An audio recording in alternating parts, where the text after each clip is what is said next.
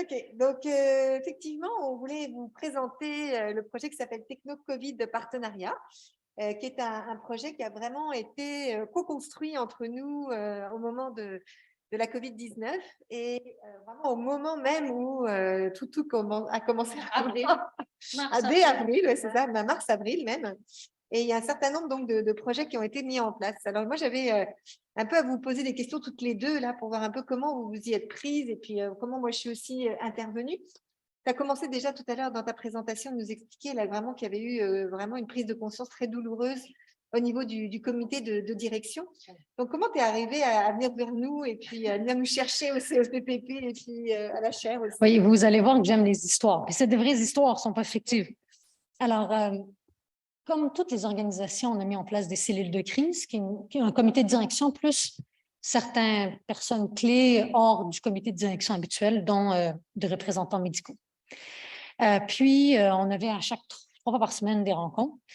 Puis, on pensait à plusieurs solutions technologiques, non technologiques, pour soutenir notre organisation, les patients, mais aussi nos équipes, qui sont tout aussi importantes que les patients sur en temps de COVID, à déployer des solutions pour maintenir la qualité et la sécurité des soins, la sécurité de notre personnel. Puis là, on s'est dit, il faut les évaluer, n'est-ce pas? Puis, we have to walk the talk. Donc, si on dit qu'il faut les mesurer, ben là, je me suis dit, bon, qui pourrait s'intéresser à ça? Marie-Pascale Paumet, Vincent Dumès, Caroline Wong. On s'est dit, on pourrait partir à un programme de recherche pour mesurer l'impact de différentes solutions déployées et certaines, on va vous les présenter. C'est ça le contexte? Exactement. Et donc peut-être, Caroline, tu pourrais raconter un peu comment ça a été reçu par le Centre d'excellence et de quelle manière ça a aussi ouvert la voie à de nouvelles collaborations? Exactement. Alors, merci beaucoup. Et tout ce que Cathy vient de dire, elle aime les histoires. Moi, j'aime de parler des relations. Alors, je pense que les points qui sont les plus clés est que, tu sais, au début de la pandémie, en toute transparence, le Centre d'excellence, avec tous nos réseaux de partenariat, des patients partenaires, on a pensé que, tu sais, avec tous les changements qui se passent dans le système et vraiment la réactivité qui est pris toute l'attention du système, que malheureusement, les patients partenaires vont être un peu laissés à côté, mais en toute transparence, ça a été vraiment un moment génial où Cathy a tourné vers nous en disant on a besoin de réfléchir dès le début des enjeux qu'on va vivre ensemble avec cette pandémie et qu'est-ce qu'on pourrait déjà mettre ensemble pour être capable d'adresser le panoplie de différents sujets qui vont venir à nous. On ne sait pas comment et par qui dans l'évolution de la pandémie. Donc, rapidement, je pense que c'est aux causes d'une relation existante qu'on a déjà avec le CHUM. Donc, je suis très... ça chaîne bien avec la dernière conversation que j'ai entendue avec Isabelle, de vraiment de bâtir ces relations existantes et plus au niveau stratégique.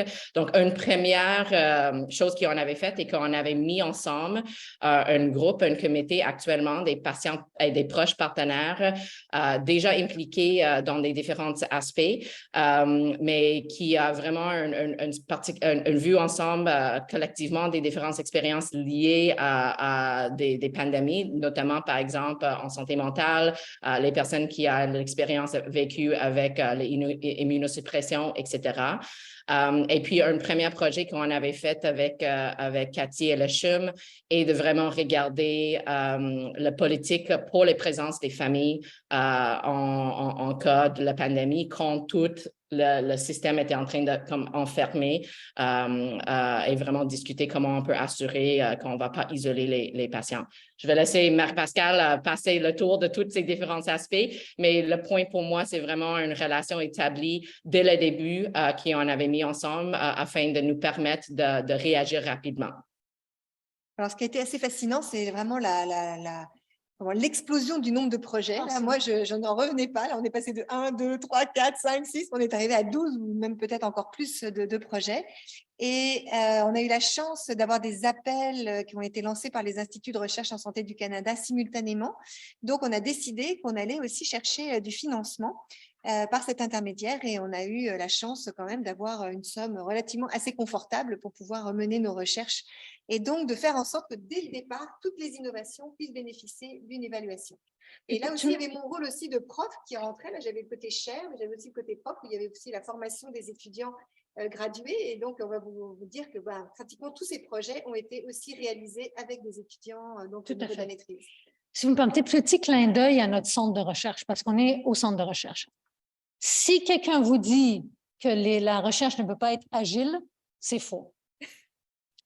Marie-Pascale et toute l'équipe, combien de fois tu as amendé le protocole de recherche puis les formulaires d'information de consentement? Je pense que je recevais à chaque semaine 3 pop-up de Nagano qui disaient protocole modifié, formulaire d'information de consentement modifié. Mais tout ça pour vous dire que, clin d'œil à notre comité d'éthique à la recherche, ils ont été phénoménales pour tous les projets de recherche. Il y en a eu 80, je pense. Ça, c'était octobre dernier dans notre publication, on les avait recensés. Puis, Marie-Pascale et toute l'équipe d'étudiants en recherche et de chercheurs, on a amendé, et les assistants de recherche, merci, amendé de façon continue pour que ces protocoles de vie d'évaluation, les outils, soient en mode aussi expérimentation et en mode agile. Donc, petit clin d'œil à toi, à tous les assistants, puis le comité d'éthique. On a changé même notre nom, d'ailleurs, on s'est appelé le RGV, là, la recherche grande vitesse, là, parce que c'était vraiment quelque chose. C'était fou. Donc, le premier projet, il porte sur les prêts de téléphone par le service de bénévoles. Et moi, je vais raconter ma version, puis toi, tu vas raconter la tienne. À la radio, j'ai entendu tout à coup qu'il y avait quelqu'un qui s'était autoproclamé pour aider les établissements à fournir des téléphones qui permettraient de briser l'isolement des personnes qui finalement du jour au lendemain se sont retrouvées à l'hôpital sans aucun contact. Et quand j'ai commencé à en parler avec toi, je me dis mais j'y ai pensé avant même que cette dame apparaisse sur les réseaux, donc peut-être que tu pourrais raconter comment toi ça est venu dans ta tête parce que oui, tu as été très très innovante. Oui, mais c'est surtout le service des bénévoles, un autre clin d'œil. Parce que, alors, je pense qu'on a écouté la même chose à la radio, puis une semaine avant, je me dis, c'est pas normal, là, je veux dire, oui, il fallait réduire les visites, puis c'était indiqué, puis il fallait le permettre plus rapidement, mais ça, c'est une autre discussion. Donc, je me suis dit, là, comment on a la technologie, là, on a des tablettes puis des téléphones, des Zooms, ça existe, des FaceTime, facile. Donc, on a toqué à la porte de la fondation. On a eu un donateur super généreux qui nous a donné 250 appareils mobiles et tablettes. Puis, je me suis dit, bon, ça serait le fun de le déployer partout dans l'établissement. Puis là, tu veux-tu que je continue ou c'est toi qui continue? Ah, ben, tu peux continuer. Alors là, je me suis dit, boy, qu'est-ce qu'on fait pour les programmer? Je dis, on ne va pas demander à des infirmières, puis on ne va pas demander à des gens qui sont en soins directs et même des services. Là. Donc, j'ai dit, nos bénévoles. J'ai appelé service de bénévoles. Là, c'est Dominique, mais à l'époque, c'était, et j'oublie son nom, pas Caroline. Lise, oui, merci. J'ai dit, là, il faut qu'on fasse quelque chose. As-tu des bénévoles techno-friendly là, qui pourraient nous programmer 250 téléphones? Elle a dit, tu sais quoi? Oui. Puis là, clin d'œil à ceux qui sont moins jeunes. C'était surtout des moins jeunes qui ont programmé, puis ils ont appris à programmer. C'est pas facile. Qui sait programmer des téléphones rapidement, Android? Ben, ça, vous me dites non. Alors là, on est allé chercher 10 bénévoles pendant une semaine de temps, puis on a engagé une firme, la firme qui a passé à la nouvelle, pour faire un guide de procédure pour programmer, puis après déployer auprès des chefs d'unité et de les rendre accessibles à l'ensemble des étages. Mais c'est vraiment grâce aux services de bénévoles qui, dès la conception du projet, sont venus partir CHUM Connecté. On l'a appelé CHUM Connecté, le projet. Donc, il y a vraiment une co-construction directement avec les bénévoles sur ce projet. Le deuxième, c'est la communauté de bénévoles pour passer des appels de courtoisie. Oui. Là, je pense que c'est un des beaux exemples d'immenses collaborations. Oui. Je pense que c'était la première fois vraiment qu'on avait la direction qualité, évaluation, performance, éthique qui était autour de la table. Il y avait donc le pôle de l'innovation, il y avait le CEPPP, il y avait la chaire, il y avait le service des bénévoles. Et puis, je pense que moi, il y avait le côté étudiant. Voilà, c'est ça. Puis, il y avait le côté étudiant. Et on a été capable vraiment de faire un suivi en temps réel aussi du déploiement et de faire l'évaluation. Donc, peut-être tu pourrais un peu dire comment c'est né, là, cette histoire d'appel de bénévoles. Comment, à la suite, finalement, on a donné les téléphones, on s'est dit que les gens pouvaient appeler leurs proches. Et finalement, on s'est rendu compte que tout le monde n'avait pas forcément des appels. C'est ça, exactement. Puis là, on s'est dit, on a noté de l'isolement social de certains patients. Puis c'était suite à une conversation des bénévoles, ils disaient, ben, pourquoi qu'on ne lâche pas des coups de fil de courtoisie pour jaser? C'était ça, en fin de compte. J'ai dit, mon Dieu, quelle bonne idée. Puis de là est née, c'est ça, la co-création de cette communauté de bénévoles. Puis je vais laisser Marie-Pascale parler de mesures, un peu de ce qu'on a mesuré. Mais on a bâti un tableau de bord parce qu'il fallait suivre. Il fallait suivre les appels, combien d'appels, la durée des appels pour mesurer l'impact de cette communauté de bénévoles et de patients partenaires. Il y avait des patients partenaires, oui, exactement. Donc, c'est comme ça qu'est né ce projet-là. Puis ensuite, donc, indicateur, tableau de bord pour suivre la volumétrie là, de ces appels-là. Puis veux-tu poursuivre pour… Oui, parce que ça a été quand même un gros investissement. Il y avait aussi des étudiants en médecine qui ont travaillé avec nous vraiment pour évaluer justement comment finalement ça se mettait en œuvre et puis aussi quel était l'impact que ça avait. Puis, je pense que c'était quand même un appel sur 10 où il y avait quelqu'un qui répondait. Hein. C'était vraiment quand même beaucoup d'énergie pour finalement quand même pas beaucoup de personnes qui répondaient. Donc, il fallait y croire. Il y a eu vraiment des réunions très, très régulières avec les bénévoles et les patients partenaires pour être toujours, d'abord pour motiver tout le monde et puis aussi s'assurer en tout cas que le service servait à quelque chose. Et quand on a fait aussi après un retour auprès des patients, parce que dès qu'on savait qu'un patient avait eu un appel, on faisait une évaluation. Et les évaluations sont ressorties absolument exceptionnelles. D'abord, évidemment, sur le fait que les personnes souvent étaient isolées et n'avaient personne avec qui parler. Donc, ça leur a permis vraiment de pouvoir redonner goût quand même à la vie, de pouvoir avoir ces personnes. Et puis, on leur demandait aussi finalement si la qualité, la sécurité des soins pour eux paraissait amoindrie ou pas en fonction de ce qu'ils vivaient. Et on avait un retour aussi vraiment du terrain, directement vu par les patients sur la manière dont ils percevaient la réorganisation des soins. Et ça a été aussi vraiment une façon de donner une boucle de rétroaction à la direction générale grâce à ces patients-là. Et on a eu vraiment la chance, en tout cas, de voir que les patients, quand même, se rendaient compte que finalement, malgré tous les bouleversements qui se mettaient en place, il y avait quand même une vraie participation encore des patients dans leurs soins, qu'il y avait aussi une véritable capacité à pouvoir mettre en évidence des situations à risque. Et finalement, ils trouvaient que la qualité des soins était quand même vraiment toujours aussi bonne. Il y a eu une publication là-dessus. Alors, il y a eu une publication sur les appels de courtoisie. C'était assez remarquable. Est-ce que, Caroline, tu veux rajouter quelque chose? Non, c'est exactement ça. Et je veux parler un peu de la comité qu'on avait mis ensemble pour gérer tout ça là, à la fin. Oui, c'est ça. OK. Alors, l'équipe de soutien aux familles, moi, je vais raconter mon histoire personnelle. Hein. Vas-y. Donc, vous savez comment ça s'est passé. Au Québec, il y a la première semaine de mars est une semaine donc, de vacances. Et donc, j'étais partie avec des amis pendant une semaine et donc dans le sud. Et quand on est revenu, un de nos amis a commencé à aller très, très, très mal. Et donc, il a été hospitalisé d'urgence au CHUM. Il s'est retrouvé aux soins intensifs. Et là, j'ai eu le droit au retour du côté de son épouse qui n'avait absolument aucun accès à qui que ce soit pour savoir ce qui se passait de son mari. Et là, je me suis permise de me retourner vers Cathy en disant, mais SOS, là, ça ne va pas du tout. Les familles n'ont aucune information sur ce qui se passe. C'est très compliqué d'avoir les équipes cliniques et autres en place. Donc, en tout cas, on a peur de les déranger. C'est tout le temps des gens différents. Bon, bref, l'anxiété monte absolument d'une façon phénoménale du côté des familles. Qu'est-ce qu'on pourrait faire? Continue. C'est ce que tu nous as présenté. Donc là, tu as eu vraiment la brillante idée d'aller chercher des personnes qui connaissaient bien le CHUM, qui étaient pour certaines déjà à la retraite. Donc, tu avais recherché une infirmière à la retraite qui était avec Danielle. Danielle Fleury a été absolument exceptionnelle. Donc, qui est la présidente directrice générale adjointe. Exactement. Puis après, il y a eu des infirmières aussi qui étaient en recherche et qui donc avaient besoin de retrouver un peu d'autres sources d'inspiration. Et puis finalement, on avait aussi une personne spécialisée dans les soins spirituels. Donc, ça fait cette fameuse équipe du SCAF, là, du soutien communication aux familles. Et donc, les familles pouvaient donc avoir un contact d'une personne qui faisait tous les liens avec tous les différents professionnels de la santé qui étaient autour d'une personne et avait donc la possibilité, on pouvait l'appeler 24/7 pour être sûr qu'il n'y avait pas de problème. Parce qu'effectivement, il n'y avait pas de visite, il n'y avait pas même les téléphones dans les soins intensifs, c'était quand même très compliqué. Donc, ça a permis vraiment de sauver certaines situations. on en a fait l'évaluation. Puis là aussi, ça a été un travail collaboratif avec la DQEPE, parce que la DQEPE avait travaillé sur un questionnaire d'expérience patient. Nous, on regardait plus comment le système se mettait en place, donc on a été capable de pouvoir croiser différents types de données.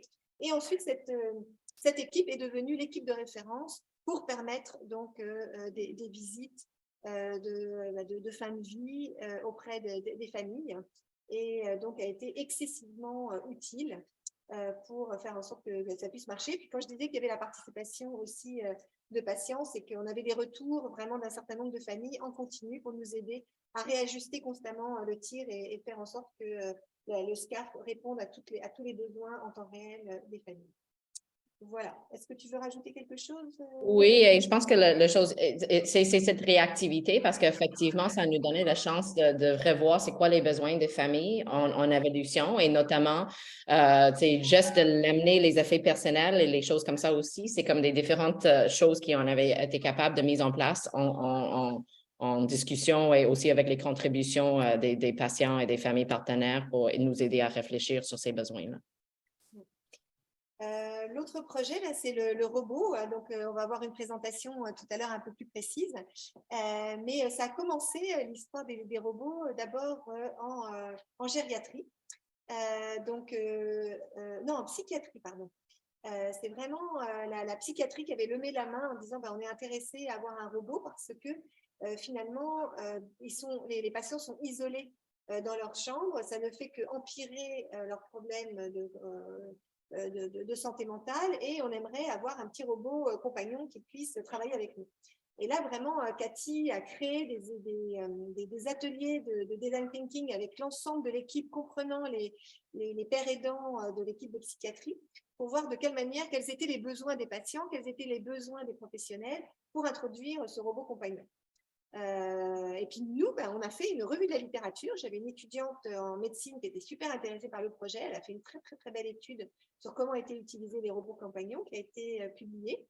Et finalement, on s'est rendu compte que le robot qui nous avait été proposé, eh bien, c'était pas un robot qui était capable de pouvoir faire ce qu'on voulait qu'il fasse. Donc, on a dû le renvoyer. Et finalement, le projet s'est changé de lieu et est passé donc en gériatrie, ce qu'on va vous présenter tout à l'heure. Donc, je ne vais pas évidemment donner trop de punch là-dessus, mais on a appris beaucoup, en tout cas, sur ce qui se passait à la psychiatrie. Puis, ce qui était intéressant, vraiment, c'était de créer ces espaces de co-création avec les patients directement de psychiatrie pour nous aider à réfléchir.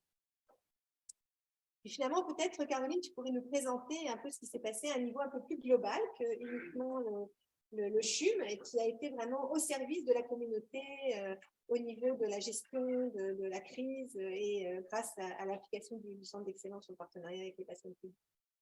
Absolument. Donc, merci. Et comme mentionné au début, avec la sollicitation du CHUM, notamment, avec toutes ces activités qui se passent, mais aussi avec d'autres collaborations du Centre d'excellence, notamment avec l'unité soutien SSA du Québec, on avait rapidement mis en place un comité qui, à l'origine, s'appelait le Comité Conseil COVID-19 citoyenne partenaire, ou qu'est-ce qu'on avait s'appelé le C4P. Et ce comité a vraiment été mis en place pour nous aider à faire des réflexions plus globalement sur les effets du pandémie, sur les besoins de collaborateurs et avoir une base régulière, une activité régulière afin que nos collaborateurs et nous-mêmes au Centre d'excellence, on pourrait réfléchir à ces questionnements qui nous font faire face pendant l'évolution de la pandémie. Alors, notamment, on a créé cette groupe-là avec vraiment des personnes avec les expériences pertinentes à la gestion de la crise COVID, donc ils provenant avec des trajectoires de soins et aussi de la vie, notamment les personnes âgées, les patients immunodépressifs à risque élevé, les patients qui ont vécu avec des conséquences de la gestion de crise et bien entendu, on a essayé également d'impliquer les patients qui ont eux-mêmes atteint le COVID pendant la pandémie. pandémie. Alors, le COSIPS, au début, on a vraiment, maintenant, le CKP a changé le nom, là, et puis c'est un groupe permanent. Donc, je trouve ça intéressant à réfléchir avec Isabelle de cette évolution de mobilisation des patients au fur et à mesure. Donc, ça a commencé avec la pandémie, mais maintenant, on a mis ça comme un groupe permanent pour nous qui s'appelle le COSIPS, qui est le Conseil des citoyennes partenaires en santé pour nous. Et je pense que le travail vraiment au début, pas plus intéressant parce que tout a été intéressant, mais on a eu la chance quand même d'être impliqué dans les grandes questions éthiques, notamment au niveau ministériel, mais aussi clairement avec les organisations comme le CHUM sur la politique et le changement pour les présences des familles dans le CHUM, avec les organisations comme l'Institut de cardiologie de Montréal sur les transitions vers la télésanté, qui a aussi été un grand sujet vraiment au début. Mais notamment, on a soutenu le travail de la comité tactique d'éthique pour le ministère sur les questions notamment des tirages, des tirages. Excuse, j'ai dit ça, de triage, pas tirage, donc des triages, notamment sur les questions de tirage aux soins intensifs, le triage à l'urgence, le triage de chirurgie. Aussi, on a abordé les questions avec ces groupes-là sur la pénurie des médicaments et des services non-COVID et aussi les niveaux de soins pour les personnes atteintes de COVID. Donc, ça a vraiment été un grand portrait des différents sujets qu'on avait amené à ce groupe-là et qui a nous aidé à vraiment continuer de mobiliser les savoirs des patients et des proches partenaires tout au long de la pandémie et même maintenant. Alors, autrement, en plus, je pense que la grosse innovation qui était vraiment une expérience formidable, notamment pour nous, on avait créé ce groupe de comité de travail de communauté virtuelle patients citoyennes du CHUM ou le comité techno, qui a actuellement, on a réuni rapidement souvent pendant le début de la pandémie et c'est là où on a eu la chance de l'amener les bénévoles, les étudiantes, les chercheurs, les cliniciens, les gestionnaires impliqués dans le développement des différentes activités parmi tous les CHUM, les patients et les proches partenaires et nous, les experts en partenariat, afin de vraiment réfléchir à toutes ces différentes activités que Marc-Pascal et Cathy viennent de vous nommer et vraiment nous guider vers des principes et des valeurs un peu plus globales en termes de cette collaboration. Et ça a été une expérience vraiment géniale d'avoir toutes ces personnes ensemble qui travaillent pour le mieux de tous les patients et les populations qui servent au CHUM. Alors, pour nous, ça a été vraiment une belle expérience et une innovation en tant que telle d'avoir toutes ces personnes autour de la table. Ouais, ben, tu nous voles le punch là, hein, parce que effectivement, moi, la grande leçon que j'ai apprise, oula, très jolie là.